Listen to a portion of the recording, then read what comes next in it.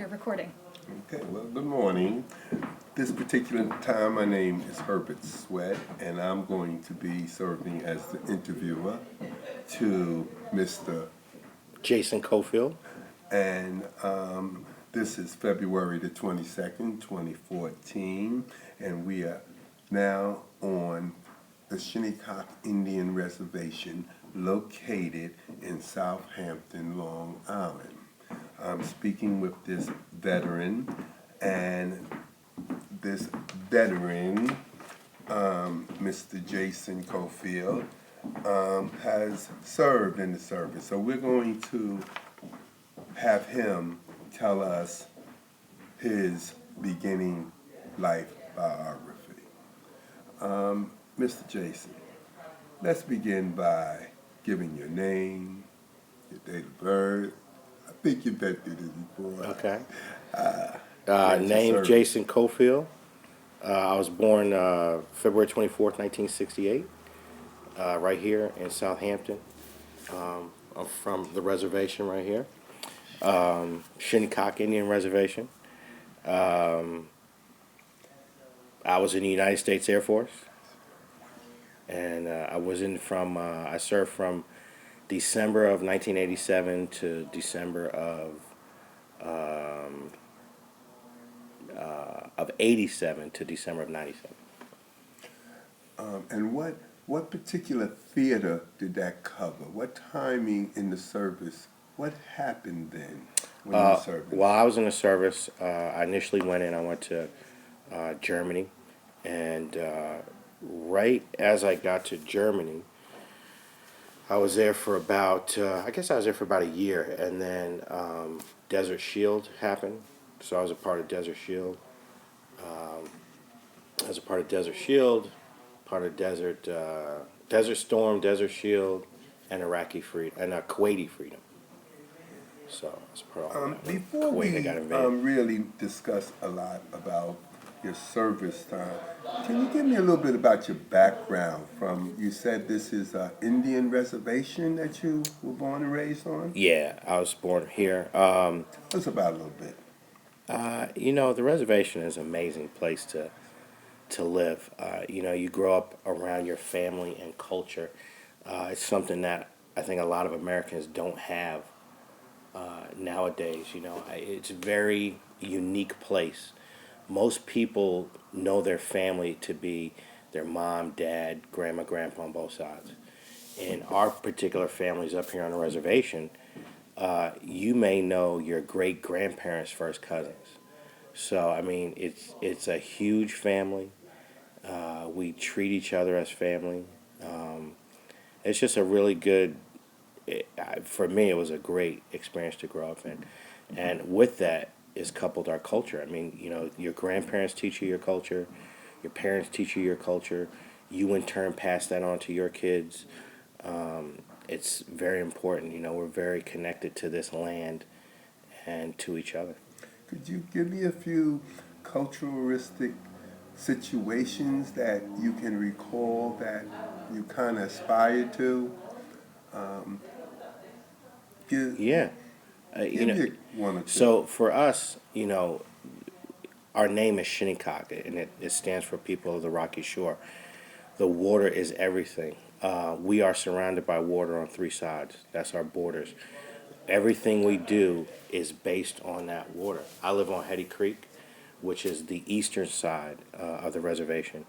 There probably isn't a month in the year that I'm not physically in the water. I mean, we clam, we crab, we use the water for medicine, we use it for recreation. It's everything. It's a part of who we are. We take our kids out there. I mean, one of the first things you do when your kids are able to walk is you take them out there in the creek and you get them clamming. Get their feet in the mud and feel those clams, get that food.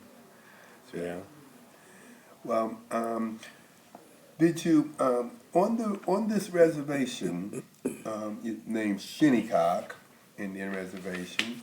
Now, is that the family and the nation of the Algonquin Indian? Yeah, we're part of the Algonquin. Okay, good to know that. Yeah. As a nation. Okay, and then you went into the service. You said what year? 1987. Okay. And what was your unit or position that you served in there? When I initially went into the Air Force, I went into security police, and I was one of the last security policemen that actually was what's called dual certified. So, security police was broken up into security and police, which is like law enforcement.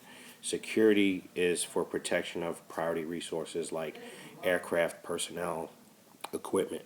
The police side is police work, driving around giving people tickets and you know doing cop work. So I was one of the last to actually do both. And then I did that for a few years, and then I went into special operations. I happened to be assigned in Hawaii, and while I was there, I was in the elite guard section. So General McPeak was who I worked for, and everyone knows who Colin Powell is. He was the Joint Chiefs of Staff, and when he retired, General McPeak took his place. So when he took his place, he said, "What do you want to do? Do you want to go to Washington with me, or is there anything else you want to do?" And I said, "You know what? I want to do that special operations stuff." I didn't even know what it was. I just knew some guys was disappearing for a couple months and then they'd come back. I was like, "I want to do that." So he basically wrote a letter, and I was in the unit 2 weeks later. What what was your feeling while you were in the service, being a Native American serving in the United States Armed Forces? Did you have any special feeling or any significancy about your individual self as being a Native American fighting or dealing with the United States Armed Forces? You know, that is a good question. I'm going to answer this question truthfully. So, to be completely honest, when I went into service, and we're talking about 1987, believe it or not, there was a lot of prejudice. And that's in 1987. So when I went in, initially I'm proud to serve my country because when you serve as a Native American, you're serving your land and this land we know as America. So it's like a dual service that you're doing. So I felt good in that regard. But to be honest with you, I mean, there was a lot of prejudice. And very early on, I had a chief master sergeant who was from Louisiana. He was Creole, so he's very light skinned. And he pulled me aside one day and he says, "You know what? I'm going to tell you how to play this game." He said, "This is a game." He says, "When you leave your room every single day, your dorm room or your barracks," he says, "make sure that your uniform is perfect. Never give anyone an opportunity to pull something against you." He says, "If someone tells you to do something," he says, "you always do it. If they quote a regulation, do it, but go and look that regulation up." He said, "The process of looking those regulations up will actually get you to learn the regulations." He said, "Make sure you read everything you get your hands on." And that's what I did. So in terms of prejudice personally projected on me, I dealt with it initially when I went in, but what happened is I got promoted so fast that you don't experience it if you outrank people. So Yes, that's how I dealt with that. I hear that. And upon finishing or relinquishing yourself from the service, on that discharge day, on your return to Shinnecock Indian Reservation,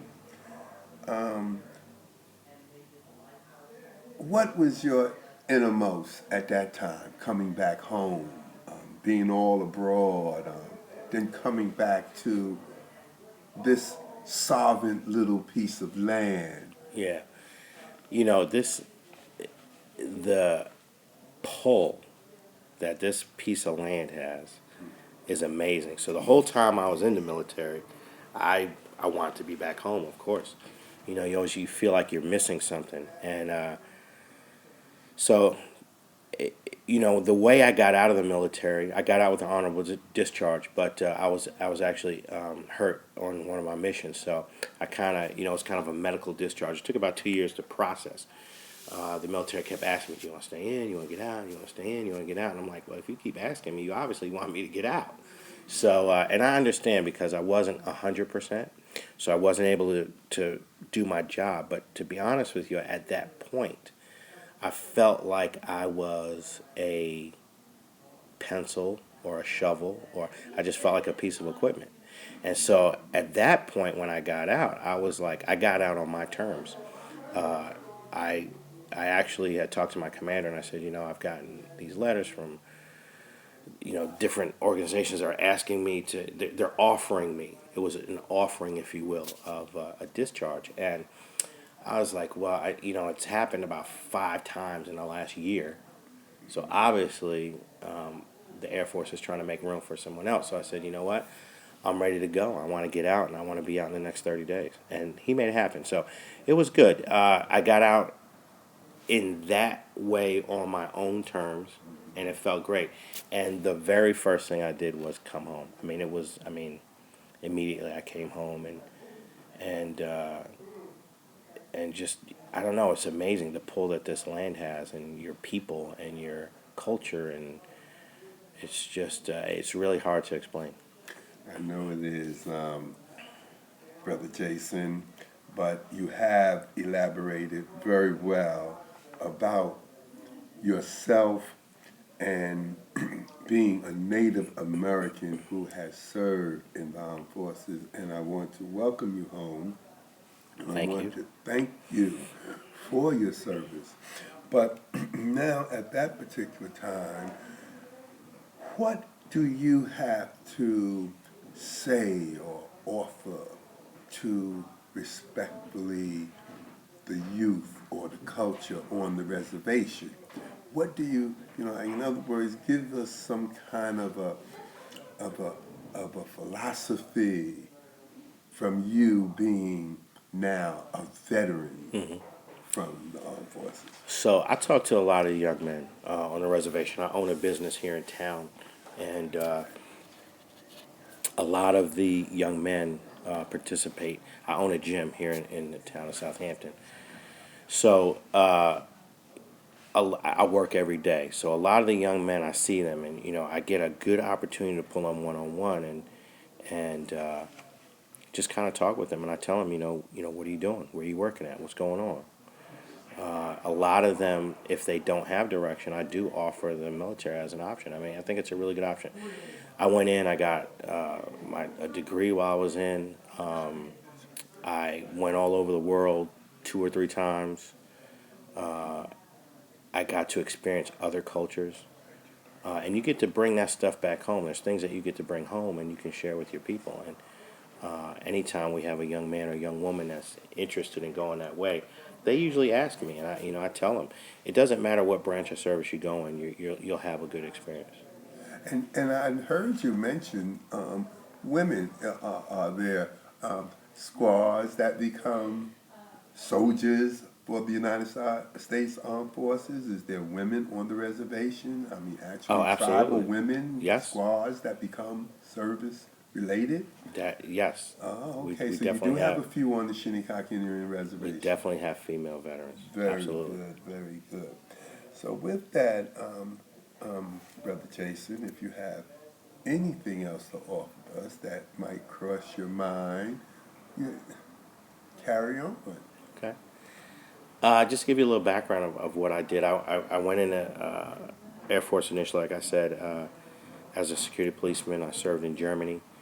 I served while I was stationed in Germany. Some of the highlights were we had a few things happen while I was there. So we had at that time Afghanistan and Russia were at war, and I went on quite a few missions to Afghanistan.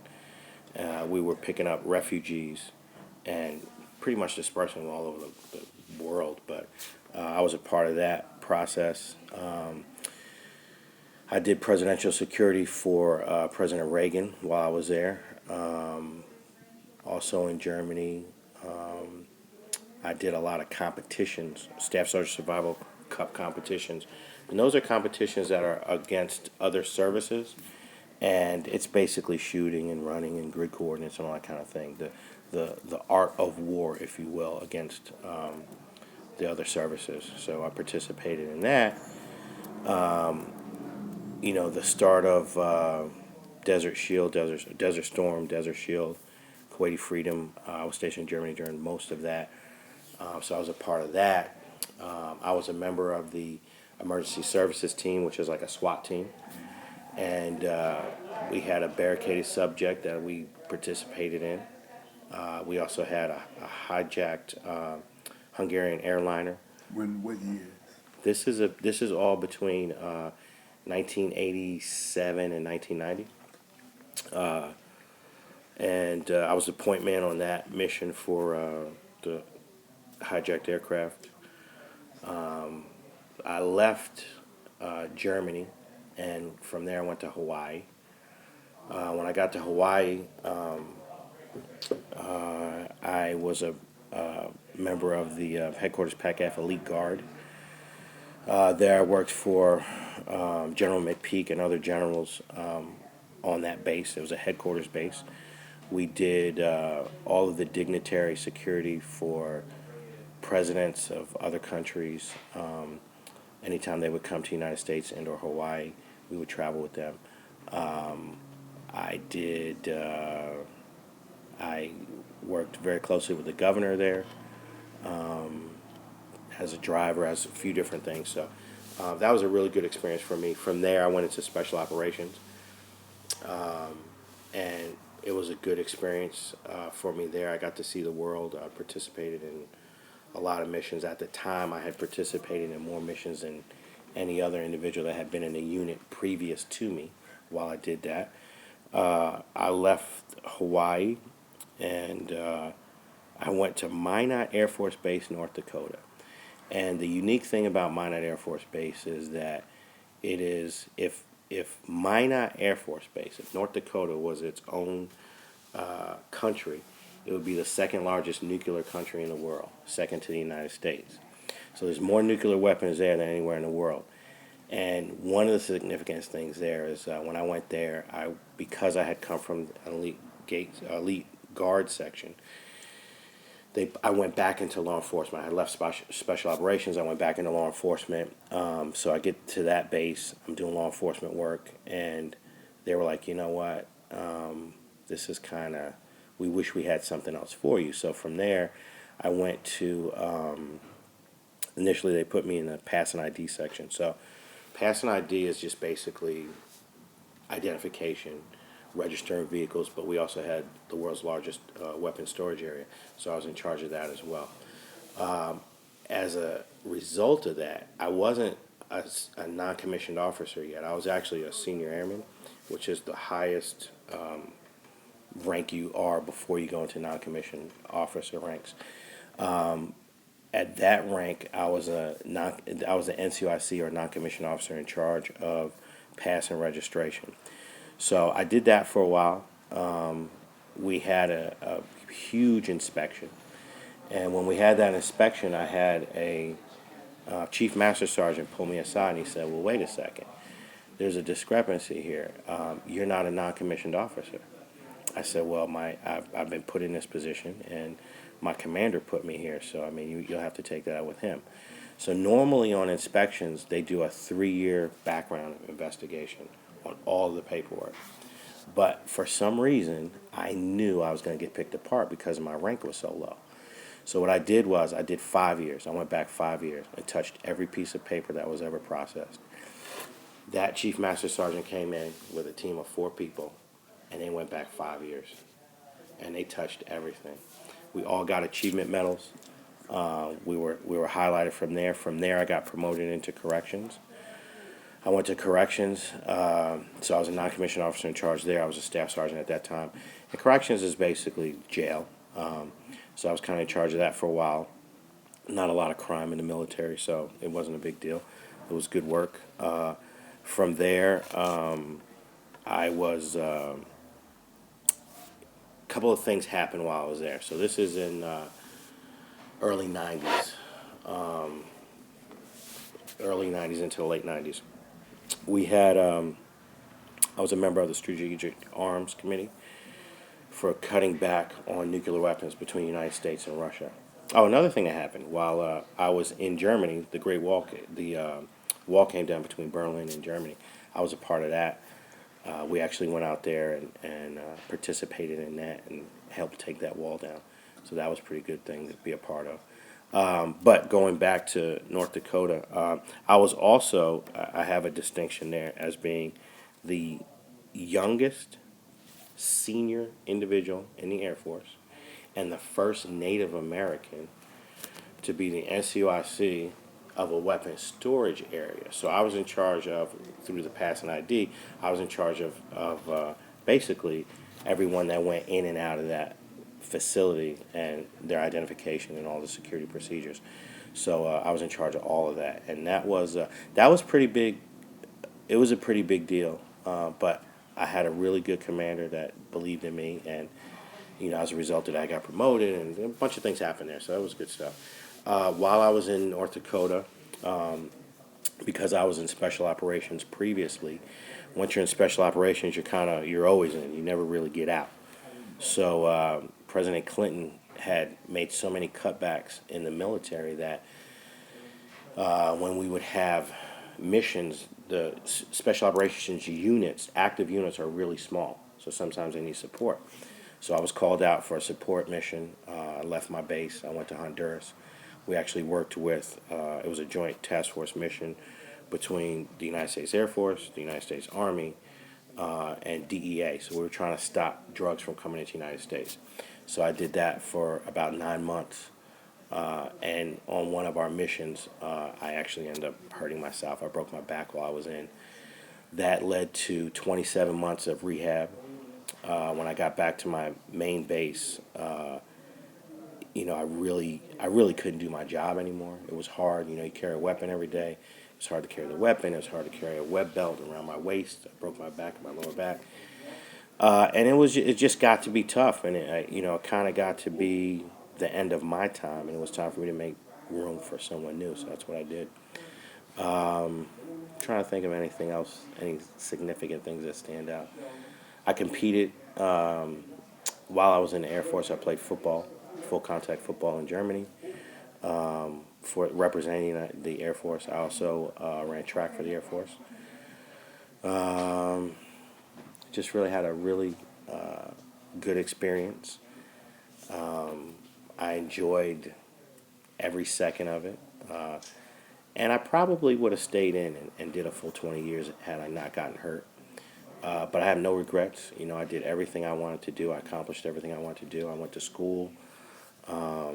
I did everything I could to better myself so when I came home I'd be a productive person here. I understand you. And coming home as that warrior, how were you accepted back into the family? As you said, this is a reservation of Native Americans, and how did you feel being accepted back home as a warrior, as a true person who'd been all over the world, and knowing how close the reservation is to a little tiny family? How did they accept you back? You know? Well, it's a great experience. I mean, we go through this all the time. I mean, even if you just, our kids will go away to college and come back, and it's a big deal. It's a big deal. We really are proud of everyone that does whatever they do. I mean, so for me to come back, it felt good. If you're recognized in your community, everyone thanks you for your service. We get to share time with the elders, and they talk to you about their experiences that they have and pass on a few things, and it feels good. We actually do take care of and honor our elders and our veterans here on this reservation, so it's a good feeling. Well, like I said, veteran Jason, hearing the few things that you've said has been very interesting, and I myself, like I said, very proud of you. Thank you. Being your brother, I am very, very proud of you. And if you want to sum this up a little bit, like I said, give your last thought, maybe, and we'll conclude it if that's how you wish. Okay. You know, I don't. I'm pretty humble about my veteran past. I really don't talk about it too often. I mean, from time to time, people will talk to me about it. A lot of the things that I went through in the military, I did go through some wartime things. So a lot of that stuff, I try not to drum it up too much. Funny thing, when I went in, I thought I was John Wayne, and or I don't know if John Wayne's a good example, but like King Kong, I was invincible. So the first time the bullets get flying and you get shot at, all of that goes out the window. And it's not like the movies, and it's not something you celebrate. It's just it's something that I participated in, and I'm glad I've had those experiences. They definitely have helped create the person that I am today. In terms of a conflict, I'm probably the most mild-mannered person up here because I've been through so much on the other side of it that I really don't need to go there anymore.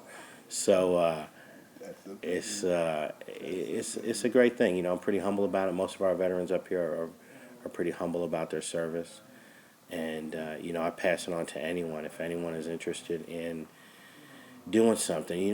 The beauty about the military is you don't necessarily have to have a direction. You get these kids coming out of school, and to be honest with you, I didn't know what I wanted to do when I was coming out of high school. I went to college for a year. I didn't even want to go to college. I went because that's what you do. But I thought about it, and my father was in the Air Force, and I was like, you know what, I'm going to give it a shot. Let me see what this thing is all about. And it's probably the best thing I did. I went all over the world. I've seen a tremendous amount of cultures. I'll tell you something about the biggest thing I learned in the military is this. I'll give you two little stories. And it has to do with people. So I grew up pretty much in an era of the Cold War. And so Russia was our enemy. So while I was in Germany, we had they had an earthquake in Russia. So we went to Russia as a humanitarian relief group. What we did was we took a few C-5 aircraft loaded with blankets and water and relief stuff. We get over to Russia and we're in Moscow, and we land on a Russian base. We land on this Russian Air Force base. We had 8 cops at the time, so when I was in security police.